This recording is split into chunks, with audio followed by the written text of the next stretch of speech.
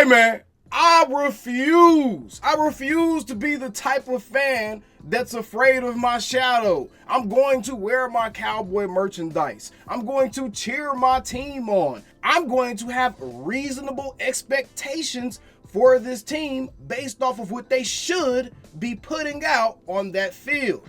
I am not going to come out here and automatically assume that the Cowboys are up against the wall. I'm not going to sit here and act like that they're the underdog in every single situation that they're in. And I'm not going to give other teams more respect than what they have earned at this point in the season just because the Cowboys lost a Week 2 game in a 17-game NFL season. I'm not going to do that. Some of y'all need to be reinitiated into what it means to be a fan. Some of y'all need to go to greengridiron.com and get you a little Cowboys helmet that you can put on the side of your bed, on the side of your nightstand, put it on your office desk, put it somewhere so you can constantly be reminded of the star. So you can constantly be reminded that you're a Cowboys fan. And that comes with responsibility. That comes with the understanding that everyone is going to give you their best shot. You shouldn't be surprised and you shouldn't be that damn disappointed just because they lost one game in the regular season.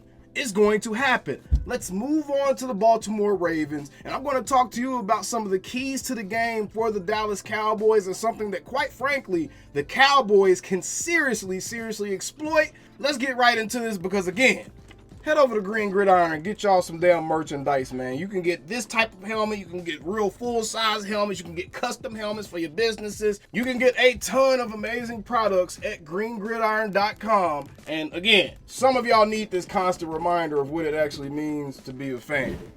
The Baltimore Ravens. There's something very interesting that every Cowboys fan needs to be aware of as it pertains to the Ravens and the best way to go about attacking this team. There is something the Ravens do worse than any other defense in the entire NFL as we currently stand in Week 2, and that is defending the play action pass. Now, the problem with this is you need a legit running game to consistently and reliably run the play action. However, the Ravens defense has allowed opposing passers to complete 13 of 13, that is 100%, y'all, play action passes for 91 yards and a touchdown this season, making them the only defense to allow a 100% completion percentage on such attempts. Of their 13 completions allowed, 7 of them were targeted behind the line of scrimmage, like a play-action screen, essentially, is what you're looking at there. Those 7 completions resulted in just 16 yards, with only 1 completion generating positive EPA. That right there is very telling, because what that is telling you is if you're going to run play action against Baltimore and you want to make it count, you better not be running a play action screen because you're not going to get anything off that play. You need to be taking shots. When you're running play action against Baltimore, you need to make it count. So intermediate to deep passes only when you're running play action against Baltimore. Otherwise, it's going to get stuffed. Dak Prescott completed 6 of 6 play action passes for 96 yards and a touchdown in Week 2 against the Saints. So that pass that he got to CD on the boundary, that right there was coming off of a play action. And while we didn't run play action all that often in that game, that dropped back quite a bit. And for us to only use 6 play action passes, that kind of lets you know the shape that we were in that game. Usually if the team stays a little bit more attached, if the game had been like a 1-score game, we would have probably seen more play action. We would have seen more rushing plays as well. But that right there, that is going to be the key to beating the Baltimore Ravens. This essentially lets you know all you need to know. Against the Ravens, your best bet is to establish the run game early. Establish the run game in the first quarter or so. After you establish that run game and you have shown that you can effectively run the ball, so it is going to be on the heads of Cooper Beebe, Tyler Guyton, Tyler Smith, Zach Martin, Terrence Steele, Ezekiel Elliott. It's going to be on the heads of these guys to make sure that they establish an efficient run game early on in this contest against the Baltimore Ravens, so that way you can actually open the door up for those play action passes. Now, I'm not saying he needs to drop back and do play actions every single time, but I'm willing to bet we see the Cowboys make some money off of the play action against the Baltimore Ravens, especially when so far they have looked incapable of dealing with the play action. This statistic right here makes me feel like Baltimore has a little bit of cowboy in them as it pertains to dealing with motion and just dealing with some misdirection. It seems like that defense can fall for the old banana in the tailpipe trick, so that's something that we need to keep an eye on. Now, if there's one thing that concerns me about trying to employ this game plan, it's the fact that our running backs have not only been very, very average, but they've actually been worse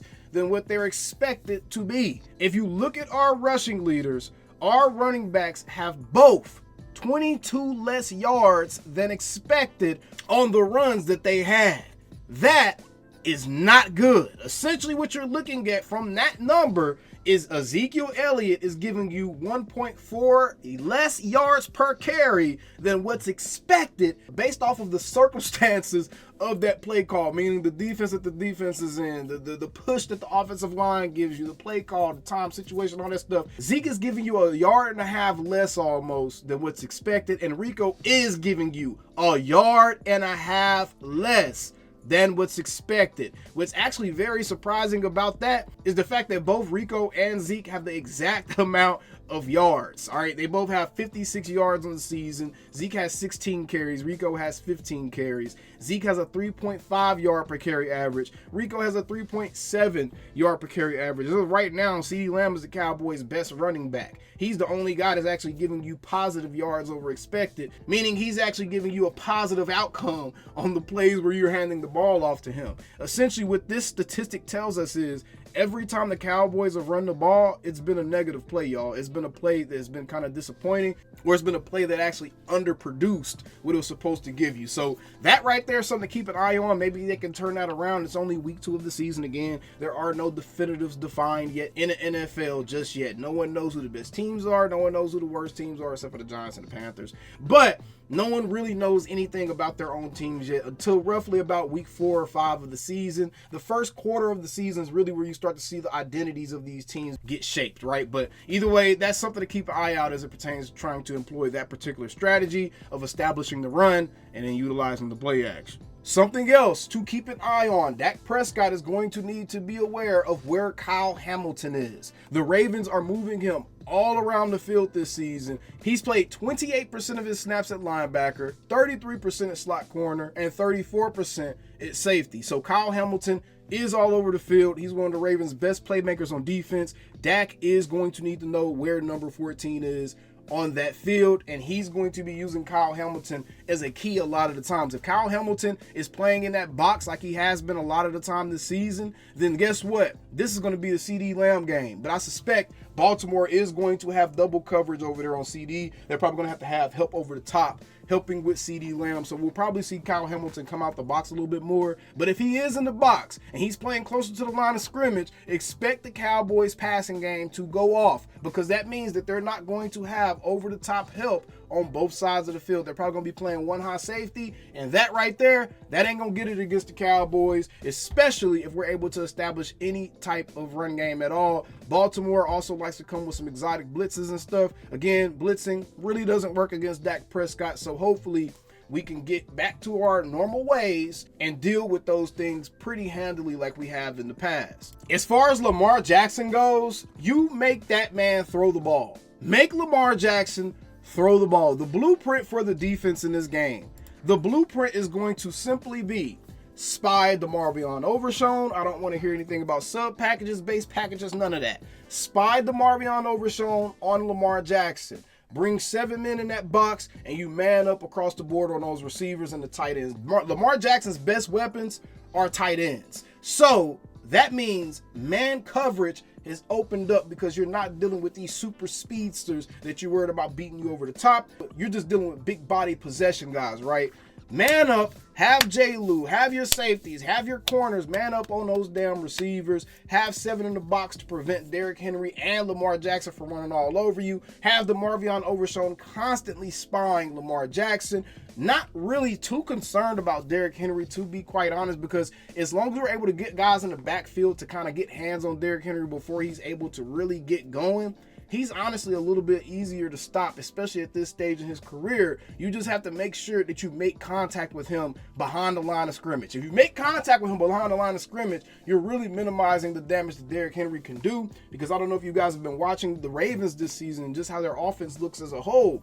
The Ravens are not a complete team. The Ravens don't have everything figured out. The Ravens are not a team that we as Cowboys fans should be looking at and quivering in our boots. Stop being afraid of your own shadows. The Ravens have just as many, if not more, issues to work out than the Dallas Cowboys do. We lost to the Saints. The Ravens lost to the Raiders. Okay? So let's pump the brakes a little bit and realize, just like we have stuff to figure out and just like we got exposed in certain ways, the Ravens have been exposed in certain ways as well. Lamar Jackson has shown many, many weaknesses, and that's why I say the best way to go about playing against the Ravens is to make Lamar Jackson beat you as a quarterback. Not as a playmaker, not as a running back, not as a runner out the backfield. Make him beat you as a quarterback, and I think this Dallas Cowboys team will be perfectly fine. You can even see here, Lamar had a 4% less completion percentage over expected on his throws, meaning he is not seeing the field well, meaning he's completing less passes than what he actually should have. Lamar is not throwing the ball all that well. Make him throw that ball against this opportunistic defense. Give Michael Parsons and those guys a chance to rush that passer. Get creative with your blitzes. Bring some safety and some corner blitz, some slot corner blitz from J. Lou. Get creative, and I think we'll be perfectly fine in this game. I got Cowboys by 10. I'm going to be completely real with y'all. I got Cowboys by 10, and I think Dallas Cowboys fans need to really pick their sack up and stop being so damn scary. Stop being so afraid of everybody. We lost. Cool. The Eagles lost, the Lions lost, the Ravens lost, the 49ers lost too. Who cares, bruh? It's week 2. We stink. Same old. Calling me, texting me, paging me, asking me, am I still them boys? Y'all usually check on me. Listen. I'm still them boys. Woo, oh, shut up, my boy, shut up.